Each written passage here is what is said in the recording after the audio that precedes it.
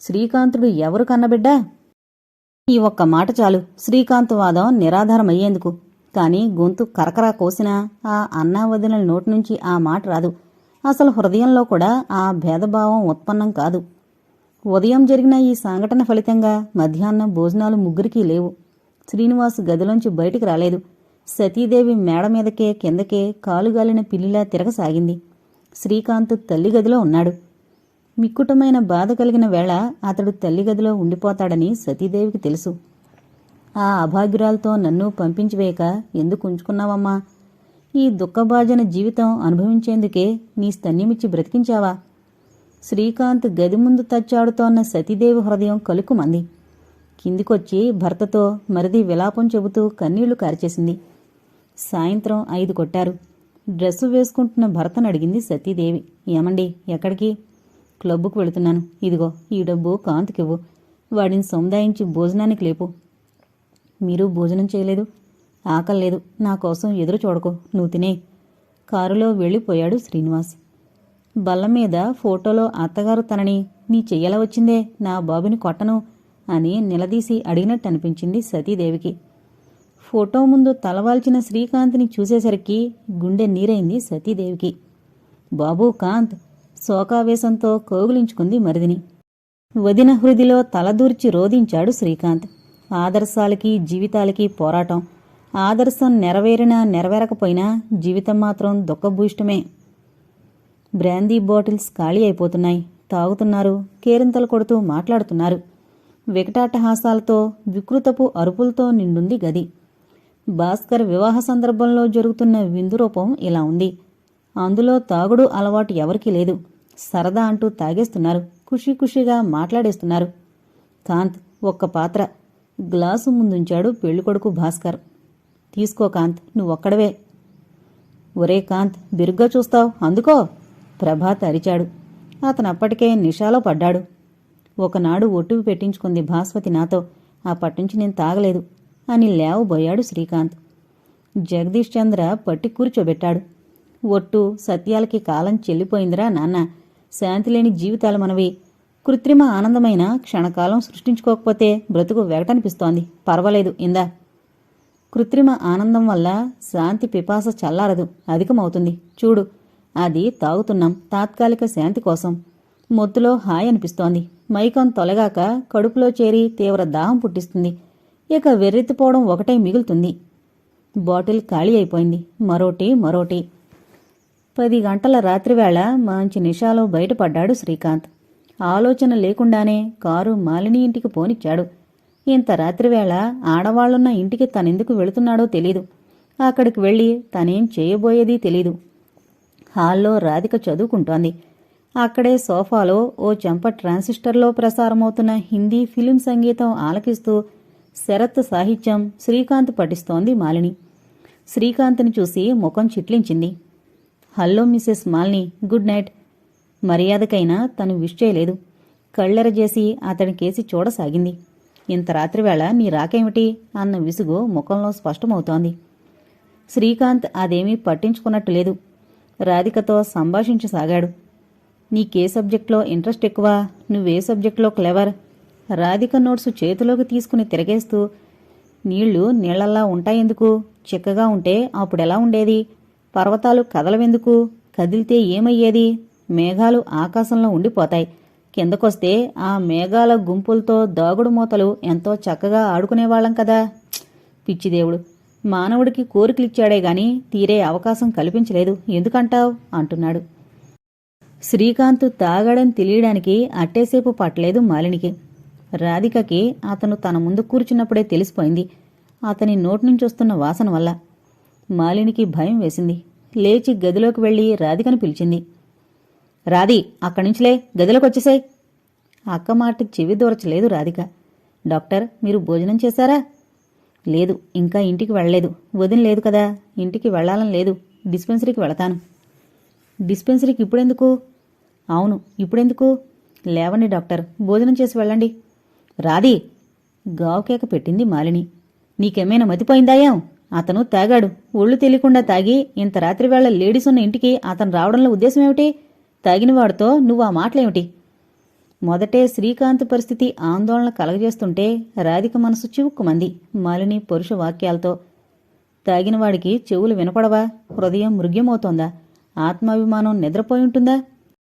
Doctor మనసు నొచ్చుకుంటాడనినా లేకుండా అక్కధోరణి ఇదేమిటి?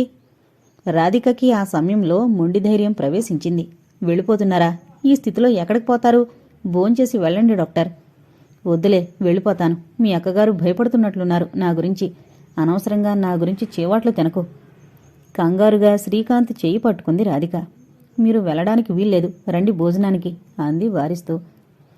మాలినికి రాధిక మీదొస్తున్న కోపం శ్రీకాంత్ మీదకు తిరిగింది. సిగ్గు లజ్జ ఉన్నవారైతే మర్యాదగా వెళ్ళిపోండి. గిరుక్కున తిరిగాడు శ్రీకాంత్. ఒడివడిగా తూలుతూ వెళ్లి వరండా మెట్లు దిగుతూ మెట్లు జారి పడిపోయాడు. 8 మెట్లు దొర్లి నేలమీద పడ్డాడు. నుదురు చిట్లింది. దక్షిణ బాహు బాగా దెబ్బతిని మోచేయి కీలు వెణికింది. తెలివి లేకుండా పడిపోయాడు. శ్రీకాంత్ తల ఒళ్ళో పెట్టుకుని డాక్టర్ డాక్టర్ అంది ఏడుస్తూ రాధిక. శ్రీకాంత్ మగతగా పడుకునున్నాడు. తలకి చేతికి కట్టుకట్టారు. శ్రీకాంత్ మిత్రులొస్తున్నారు, చూస్తున్నారు, పోతున్నారు.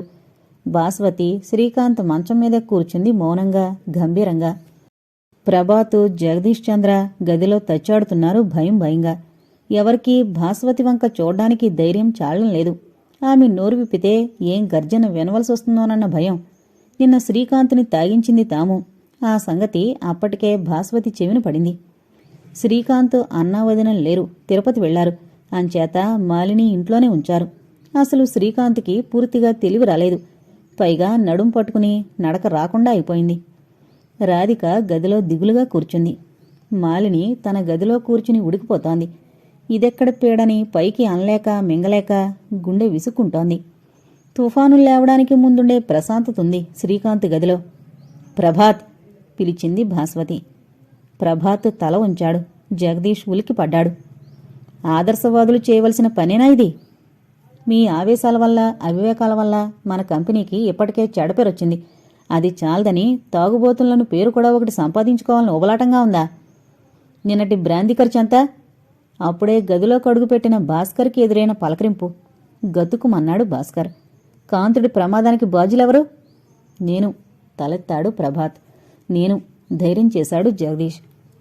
కాదు, ముఖ్య కారకుణ్ణి నేను సిస్టర్ అడ్డు తగిలాడు భాస్కర్. ఏం ధనమదం పడుతోందా నిన్ను? మీ మామగారు తన ఆస్తిని భారీ పేరును చేశారు. ఆస్తి ఊరికే కరగదని లాహిరీ వస్తువులపై మోజుపడుతున్నావా? ధనవంతుణ్ణని, కార్లున్నాయని, మేళ్లున్నాయని బాగా నాటకమాడి మామగారిని బుట్టలో వేశావు. నువ్వు స్వయంగా ఆళ్లేదులే, నీ వెనక నుండి నీ మిత్రమండలి ఆడించింది. ఏమైతేనేం? ఆస్తిగల భార్యను సంపాదించుకున్నావు. కాని ఆడదాని మనసు విరిగితే అతకడం కష్టం భాస్కర్. ఆస్తి చూశావే గాని నీ మోసం బయటపడితే ఆమె మనసు నొచ్చుకుంటుందని ఆలోచించలేదు. దాని పరిణామం మంచిదో చెడ్డదో జీవితాంతం అనుభవించవలసి ఉంటుంది నువ్వు. ఎక్స్క్యూజ్ మీ సిస్టర్, ఆస్తిగల భార్యను కట్టుకున్న సిరి వ్యామోహంలో, సుఖభోగంలో పడను. అప్పటికి ఇప్పటికి ఎప్పటికీ కూడా నేను పేద జీవితమే గడుపుతాను. ఇది నమ్మండి. పోతే ఆవిడ నన్ను ప్రేమించింది. నా నిజస్వరూపం బయటపడినా నన్ను అసహించుకోదు. ఆవిడ ఆస్తి నేను అనుభవించను, ఆమె అనుభవించొద్దు. నాతో పాటు ఆమె పేద జీవితం గడపాలని నా వాంఛ. అయితే ఆ ఆస్తికి తగిన ప్రయోజనం కల్పించాలనుకున్నాను. ఒక అనాథ శరణాలయం నెలకొల్పాలని శ్రీకాంత్ ప్లాన్ వేస్తున్నాడు. నా భార్య ఆస్తి అనాథ శరణాలయానికి ఇచ్చేస్తాను. అసలు ఆవిడ్ని వివాహం చేసుకోవడంలో గల స్వార్థమిదే. Congratulations Mr Bhaskar. జగదీష్, ప్రభాత్ ఒకేసారి భాస్కర్ని అభినందించారు. కొంచెం నెమ్మదించింది భాస్వతి. సరే, ఈ ప్రమాదానికి బాధ్యులు ఎవరైనా గాని శిక్ష విధించవలసింది నేను కాదు. కాంతిని కంటికి రెప్పలా చూసుకునే సతీవదినే వచ్చి చూసుకుంటుంది. ముగ్గురి గుండెలు జల్లుమన్నాయి. ఆవిడంటే తమకి చనువు కంటే భయభక్తులే అధికం. సతీవదిన సామాన్యురాలు కాదు. నవ్వుతున్నట్టే ఉండి గుండెలో బాకుకొచ్చగలదు. శ్రీకాంత్ దగ్గర కుమార్ని ఉంచి అంతా వెళ్ళిపోయారు. కుమార్ ఒక అనాథ బాలుడు. వాడి చదువు, తిండి, గుడ్డ అన్నీ శ్రీకాంతే చూస్తుంటాడు. వయసుకి 10 ఏళ్లే అయినా శ్రీరాముడికి ఆంజనేయుడంత బంటు శ్రీకాంత్కి వాడు. బడికి వేళైపోతోంది. రాధికకి వెళ్లాలని లేదు. డాక్టర్ దగ్గరే ఉండాలనిపిస్తోంది. మాలిని తయారై బడికి వెళుతూ శ్రీకాంత్ గదిలోకి చూసింది. శ్రీకాంత్ మంచం దగ్గర కూర్చున్న రాధికని చూసి మండిపోయిందామె. బడికి టైం అవలేదు. మధ్యాహ్నం వెళతానక్కా. ఏం నువ్వుండి చేసేదేమిటి? ముఖం చిట్లించింది. లే, త్వరగా నాతో వచ్చాయి. విధిలేక బయలుదేరింది. రాధిక ప్రాణాలన్నీ శ్రీకాంత్ దగ్గరే ఉంచేసి. దారిలో చెల్లెలికి బుద్ధి గరిపింది మాలిని ఇలా. ఒక చెంప కొడితే పాలు, ఒక చెంప కొడితే నీరు కారే పసివయసు నీదిరాది. లోకం పోకడ బొత్తిగా తెలీదు. డాక్టరు దయతలచవలసినవాడు, గౌరవింపదగిన వ్యక్తి కాదు, గోముఖ వ్యాఘ్రం. పైకి ప్రజాసేవకుడిగా కనిపిస్తూనే లోపల గోతులు తవ్వే మహానుభావుడు. నిజమే, ధనిక వర్గం పట్ల డాక్టర్ ప్రవర్తన అలాంటిదే. కాని పేదవారికి అతను ఆరాధ్య దైవం కదా. మధ్యాహ్నం భోజనం చేసి పైకి వెళ్ళిపోయింది మాలిని. రాధిక శ్రీకాంత్ గదిలోకొచ్చింది. గొంతు వరకు రగ్గు కప్పుకుని పడుకునున్నాడు శ్రీకాంత్. రాధిక అతని నుదుటి మీద మృదువుగా హస్తముంచి అడిగింది. ఒంట్లో ఎలా ఉంది డాక్టర్? భోజనం చేశారా? ఎలా తినను, చెయ్యి పైకెత్తితే ప్రాణం పోతోంది. నీరసంగా మూలిగాడు శ్రీకాంత్. జాలిగా బాధగా చూసింది రాధిక శ్రీకాంత్ కళ్ళల్లోకి. డాక్టర్, వదినుంటే ఇలా పడుండేవారా? వేలాది మందికి కష్ట నివారణ చేసే డాక్టర్కి నేడి గతేమిటి? వెండి కంచంలో భోజనము, వెండి చెంబులో మంచినీళ్లు తెచ్చింది రాధిక. శ్రీకాంత్కి చెయ్యి ఆసరా ఇచ్చి కూర్చోబెట్టింది. అన్నం కలిపి స్పూన్తో శ్రీకాంత్ నోటికి అందించింది. ఈ సేవ నిరంతరం తనకుండిపోతే ఎంత బాగుండేది అనిపించింది. శ్రీకాంత్ రాధిక కేసి కృతజ్ఞతగా చూస్తూ, నాకు బాగా జ్ఞాపకం. అప్పుడు మా అమ్మ బతికే ఉంది. ఇలాగే ఏదో ప్రమాదం సంభవించి కుడి చెయ్యి స్వాధీనం తప్పింది.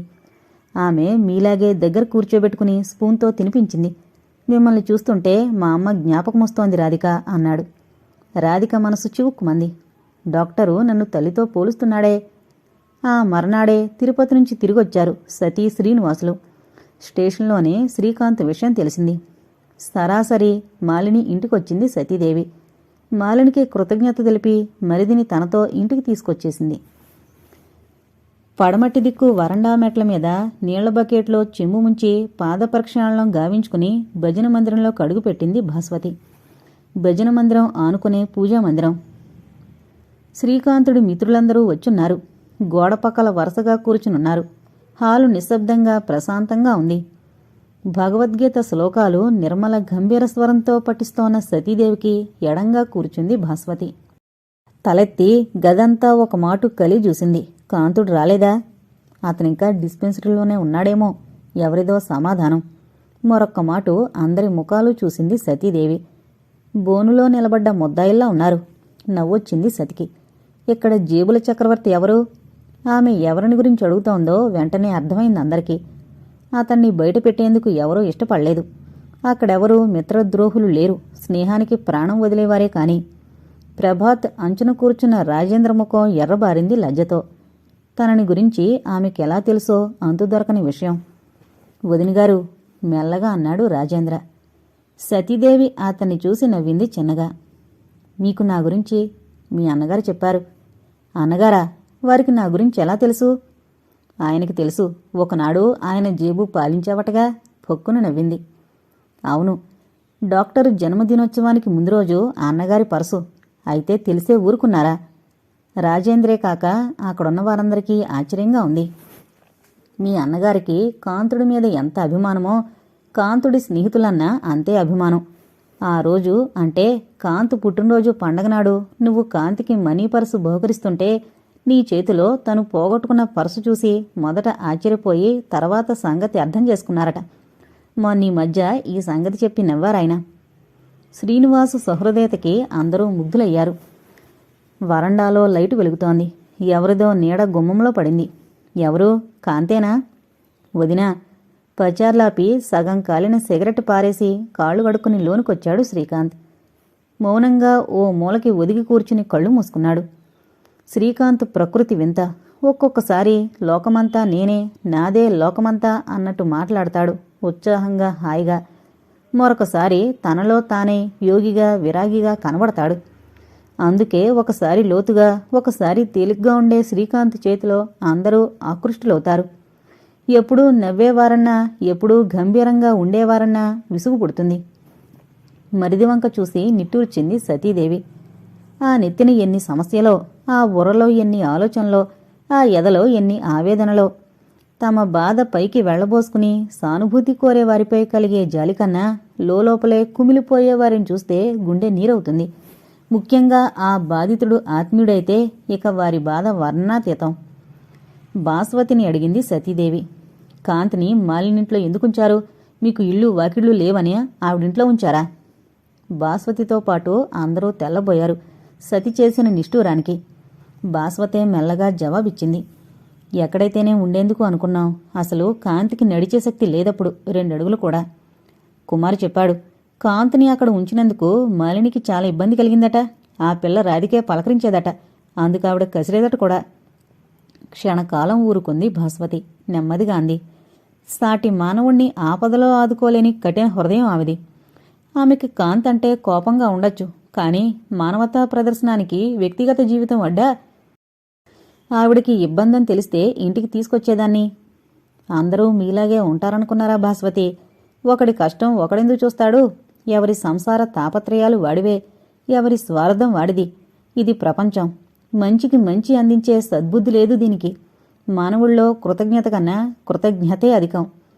కాంతుడి వల్ల ఆ కృతజ్ఞతే ఉంటే కాంతుడిట్లా పడుండేవాడా? అందుకే ఎవడి జీవిత అవసరాలు వాడు అమర్చుకోవాలి. ఆపదలో అడ్డుకునేవాడు ఉండడని గుర్తించాలి. మీరేమో పాట పాడతారు, మేం పక్షులం. అడవిలో చిక్కినవి తింటాం, ఆకుల మధ్య పండుతాం, మాకీ సంసార పంజరమేలా అంటూ. కాని భాస్వతి, మానవుడు పక్షి జీవనం చేయలేడమ్మా. ఈ మనసుకి కొన్ని ఆశలు కాంక్షలు ఉన్నాయి. ఈ తనువుకి కొన్ని అవసరాలున్నాయి. అందుకు పిపీలిక జీవనమే శరణ్యం. దీపముండగా ఇల్లు చక్కదిద్దుకోవాలి. అవకాశం ఉన్నప్పుడే మన జీవితావసరాలు సిద్ధపరచుకోవాలి. ఇల్లు వాకిలి, భార్య భర్త పిల్లలు సంసారం ఇవి మానవుడి సహజీవనం. ఆదర్శాల ఆవేశంలో ఉన్నారేమో ఈ జీవితం వెగటనిపించడం లేదు. కానీ వయసు వెనక్కవుతున్న కొద్దీ సహజీవనంపై మనసు తిరుగుతుంది. ఈ జీవితం వెగటనిపిస్తోంది ఒకనాటికి. అప్పుడు మీకు మిగిలేది నిరాశ నిస్పృహలు మాత్రమే కాదు. అప్పుడు మిగిలేది త్యాగజీవన పరిమళం. తాను ఇష్టపడి ఎన్నుకొన్న జీవితం ఎప్పుడూ విసిగెత్తదు మానవుడికి. త్యాగజీవనం పరిమళం కాదురా కాంత్, ఫలితం. ఈ ప్రపంచంలో మంచి ఇముడలేదు. కాబట్టి ఈ త్యాగ జీవితం యొక్క పరిమళం ఎంత మంచిదైనా చెడ్డ రూపంలో సాక్షాత్కరిస్తుంది అప్పుడు. ఎందుకంటే ఇది పొలువింత ప్రపంచం గనుక. అప్పుడే గదిలో అడుగుపెట్టిన శ్రీనివాస్ తమ్ముడి మాటలకు అడ్డొచ్చాడు. వచ్చి సతీదేవి అంచున ఆసీనుడయ్యాడు. ఇక అన్నా తమ్ముళ్ల వాదం వినడానికి అందరూ ఉత్కంఠతో ఎదురుచూస్తున్నారు. ఆవేశంగా ఉత్సాహంగా ఉంది గదిలో వాతావరణం. వృద్ధాప్యంలో నీకు దిక్కెవరు? శ్రీనివాస్ మొదటి ప్రశ్న. ఇప్పుడున్నవారే అప్పుడు. ఇప్పుడు ఎవరి దిక్కు అవసరం లేదు నీకు. ఇప్పుడు వయసులో ఉన్నావు, సంపాదిస్తున్నావు. ఇప్పుడు నువ్వు దిక్కు అనుకుంటున్నవారు అప్పుడు ఉండకపోవచ్చు, ఉన్నా నీకు కాకపోవచ్చు. అప్పుడు నీ బ్రతుకేమిటి? త్యాగ జీవితమంటూ పైసా లేకుండా దానం చేశావు. డబ్బున్నప్పుడే ఆస్తులు అందరూ. డబ్బు అసలే ఉండదు. ముగ్గినా పడినా అప్పుడు నీ జీవితం ఏమిటో చెప్పు. ఎవరూ దిక్కులేని వారికి ఎవరు దిక్కో వాడే. నవ్వాడు శ్రీనివాస్. మొదటి విషయం, నీకు భగవంతునిపై విశ్వాసం అంతంతే. నోటితో చెప్పినంత సులభం కాదు జీవితం. నీ పుణ్యాలేవి ఆపత్కాలంలో అడ్డురావు. ఇప్పుడు హేమమాలిని ఇంట్లో వచ్చినంతే. చరమదశ పాప పుణ్యాలపై ఉంటుందని అంటారే గాని నిదర్శనాలు అలా లేవు. వడ్డీకి వడ్డీ కట్టి మూటకట్టి తను తినక ఒకరికి పెట్టక పరమ లోబి జీవితం గడిపిన సుబ్బయ్య శ్రేష్ఠి హాయిగా పడుకున్నవాడు పడుకున్నట్టే ప్రాణాలు విడిచాడు. ఎన్నో దానధర్మాలు, సద్బ్రాహ్మణ సేవలు, దేవాలయాల పునరుద్ధరణలు, ఎన్నో దానధర్మాలు చేసిన మన తాతగారు చివరి దశలో మంచంలో పడి హీనంగా చచ్చాడు. డబ్బుతో ప్రపంచం నడుస్తోంది. నేడు అదే నీ దగ్గర లేదు. ఒంట్లో జవసత్వాలు ఉడిగిన తర్వాత నీ జీవితం ఏమిటి చెప్పు? అడవిలో పక్షి బతికినట్టే నేను బ్రతకగలను. నాలోని శక్తి ఒకరికి ఉపయోగపడితే చాలు, అదే తృప్తి. తర్వాత జీవితం ఎలాంటిదైనా సంతోషంగా స్వీకరించగలను. నీది పక్షి జీవితం కాదు. పక్షికి జతపక్షి ఉండదా? గూడు పిల్లలు ఉండవా? సంసారంలోని మాధుర్యం, ఆనంద విచారాలు ఉండవా? నన్నడిగితే నీది అర్థంలేని నిస్సారమైన జీవితం అంటాను. సతిముఖంలో సంపాలత తళుక్కుమంది. సమర్థనీయమైన భర్తవాదం ఆమెను ముగ్ధురాల్ని చేసింది. ఈ వాదాన్ని కాంతు ఖండించలేడు. ఆలు పిల్లలనుకొని స్వధర్మ కర్మ పరిధిలో దానధర్మాలు చేసుకోవద్దని ఎవరంటారు? ఈ త్యాగ జీవితంలో కన్నా స్వధర్మ కర్మాచరణలో లేదా సారం? సక్రమంగా లోకాన్ని స్వధర్మ కర్మాచరణ పరిధిలో ఇముడ్చుకునే అవకాశముంది. స్వధర్మం పరిత్యజించి పరధర్మానికై పట్టి ప్రాకులాడ్డమంత పాపం మరొకటి లేదని గీత ఘోషిస్తోంది. రాజేంద్ర మెల్లగా అన్నాడు. డాక్టర్కి వివాహం చెయ్యాలన్న మీ కోరిక పక్షంగా చేస్తున్న వాదమిది. పొట్టుబడ్డట్టుగా నవ్వేశాడు శ్రీనివాస్. అంతే మిస్టర్. కాకపోతే ఏమిటి జీవితం? ఒకరు లోకానుభవంతో చేసే వాదం, మరొకరిది మానవత్వంపై విశ్వాసముంచి చేసే వాదం. లోకం పోకణ్ణు అర్థం చేసుకుని మానవత్వం ప్రదర్శించితే మంచి ఫలితాలిస్తుంది. కాకపోతే చెడు ఫలితాలు ఇస్తుంది అనడంలో సందేహం లేదు. అందుకు ఇరువురూ సమర్థులే. కాని శ్రీకాంత్లో ఒక చెడ్డగుణముంది. తన వాదం నిలిచే వీలు కనిపించినప్పుడు మొండివాదానికి దిగుతాడు. రాజెక్కువ మొండెక్కువ అన్నట్టు. ఎంతటి సమర్థుడైనా మొండివాదన ముందు నిలవడం కష్టం. ఆ విషయం గమనించిన శ్రీనివాస్ తమ్ముడి ముఖంలోని ఉద్రిక్తత చూసి మొదటే జాగ్రత్త పడ్డాడు. తమ్ముడు ముందు క్షణకాలం నిలబడి అతని ముఖంలోకి లోతుగా చూస్తూ గంభీరంగా, అనంత ఆకాశానికి హద్దులేర్పరచాలని నా తాపత్రయం అంటూ కదిలాడు. శ్రీనివాస్ మాటలను అర్థం చేసుకున్నవారు కొద్దిమంది తమ్ముడి త్యాగనిరతిపై అతడికున్న మహోన్నత అభిప్రాయం తెలిసి ముగ్ధులయ్యారు. మెల్లగా మొన్నటి విషయం ప్రస్తావనలోకొచ్చింది. సతి ముందు అందరి తలలు సిగ్గుతో వాలిపోయాయి. మత్తు పదార్థాలు చాలా చెడ్డవి. అలవాటయ్యేటప్పుడు సరదాగానే అలవాటవుతాయి. వదలమంటే పీకలు పట్టుకుంటాయి. అలాంటి వాటిని మీరు ఆహ్వానిస్తున్నారా? ఈ సంఘానికి ఉపయోగపడే మీ మంచి మనసు ఏమైందప్పుడు? మీ మనసు మలినపడి మీ శక్తి సన్నగిలదా? మంచి మాధుర్యాన్ని అందించే ప్రవాహం ఉప్పు సముద్రాన్ని చేరి ఎందుకు పనికి రాకుండా అయిపోయినట్లే మత్తు పదార్థాల స్నేహం కూడా అంతే. మీరు మీకు దేశానికి కాకుండా పోతారు. ఇది మీలాంటి వారికి మంచి పని కాదు. మీ వల్ల సమాజం, దేశం పొందవలసిన మేలు ఎంతో ఉంది. ఇక జీవితంలో మత్తు పదార్థాల జోలికి పోమని అందరిచేత ప్రమాణం చేయించి అందర్నీ వదిలిపెట్టింది సతీదేవి. చివరగా వెళ్ళిపోతున్న భాస్వతి నవ్వుతూ, కాంతు కోపంగా ఉన్నాడుదినా అంది. సతి చిన్నగా నవ్వి, అన్నగారి వాదం ఖండించడానికి అవకాశం ఇవ్వకపోయారని అంది. లాయర్ భాస్వతి ఆలోచిస్తూ కుర్చీలో కూర్చునుంది. డాక్టర్ ప్రభాత్ తొందరగా పచార్లు చేస్తున్నాడు గదిలో. ఇద్దరూ ఏదో సమస్యతో సతమతమవుతున్నట్లు చెబుతున్నాయి ముఖాలు. సమస్య పరిష్కారం జరిగినట్లు భాస్వతి ముఖం తేలికపడింది. ప్రభు, చక్రధారింటికి ఫోన్ చేయి. అతను ఇంట్లోనే ఉన్నాడేమో కనుక్కో. ప్రభాత్ ఎగిరి గంతేశాడు. అతను నీ మాట కాదండు అన్నాడు ఉత్సాహంగా. సరే, ఫోన్ చేసి కనుక్కో. పావుగంటలో అక్కడికి నేను వస్తున్నానని చెప్పు. ప్రభాత్ పక్కగదిలోకి వెళ్లి 5 నిమిషాల్లో తిరిగొచ్చాడు. అవసరమైతే తనే ఇక్కడికి వస్తానన్నాడు. వద్దు, మా సిస్టరే అక్కడికి వస్తుంది అని చెప్పాను. ఇంట్లోనే ఉంటాడట.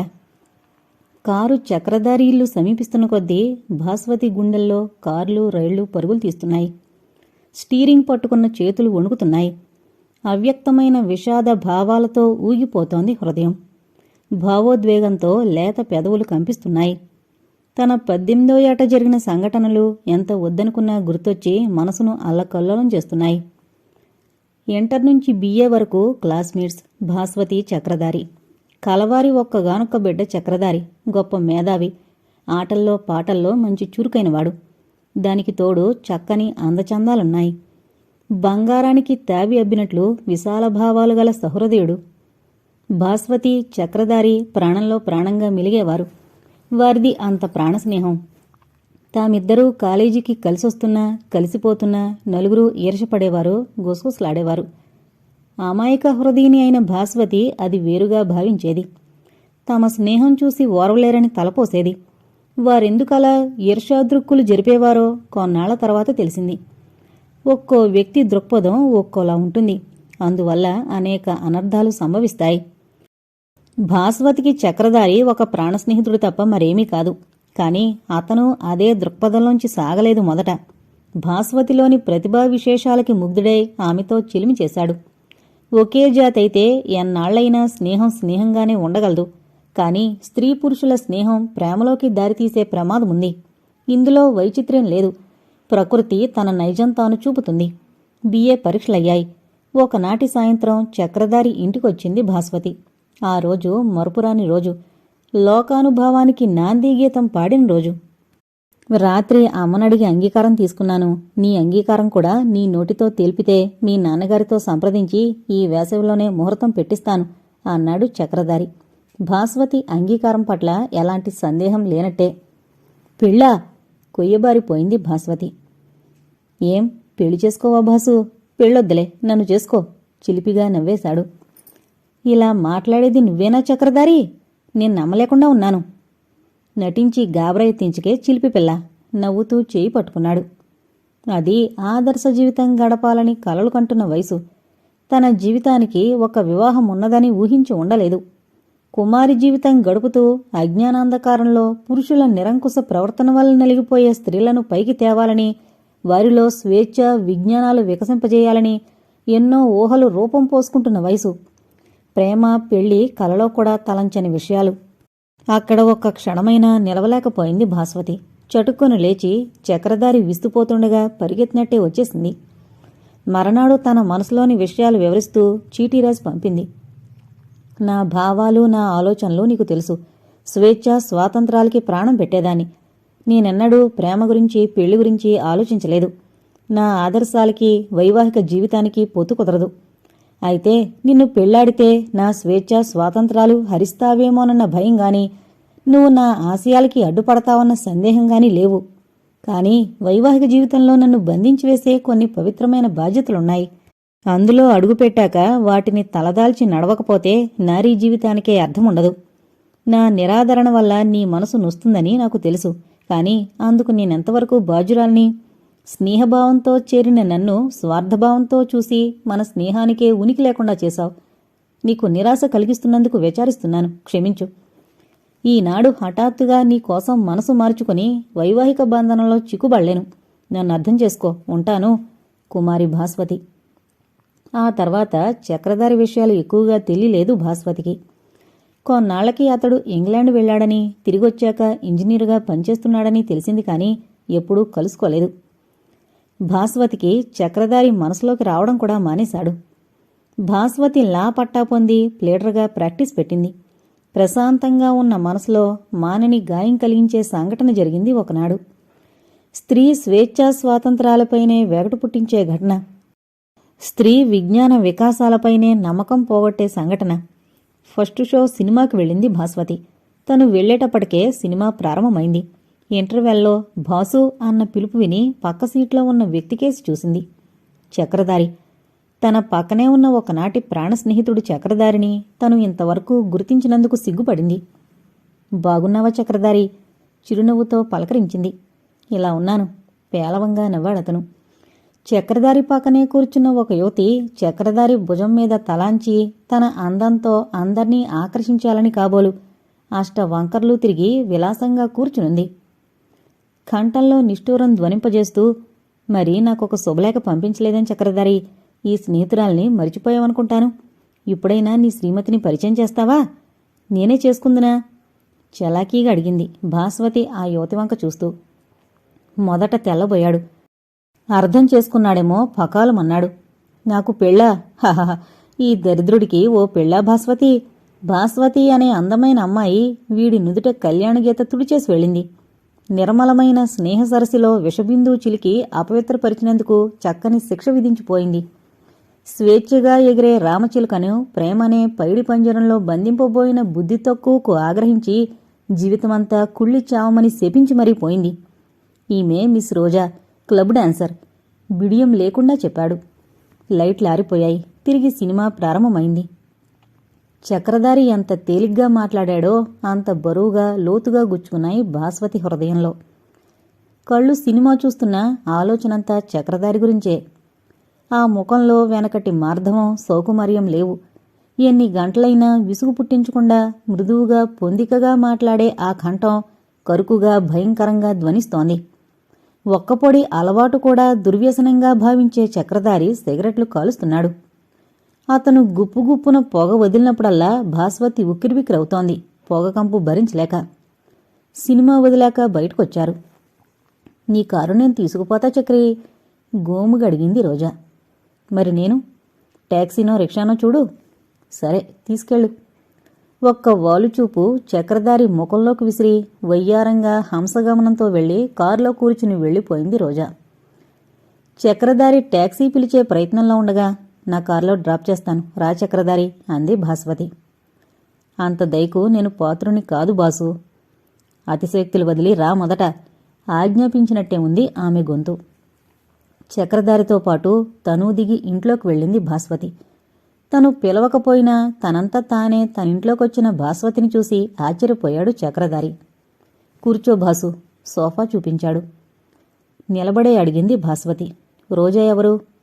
క్లబ్ డాన్సర్ అని చెప్పాగా అంటాడని ఊహించిన భాస్వతి, నా శరీరానికి సుఖమిచ్చే ఒక యంత్రం అన్న సమాధానం విని చలించిపోయింది.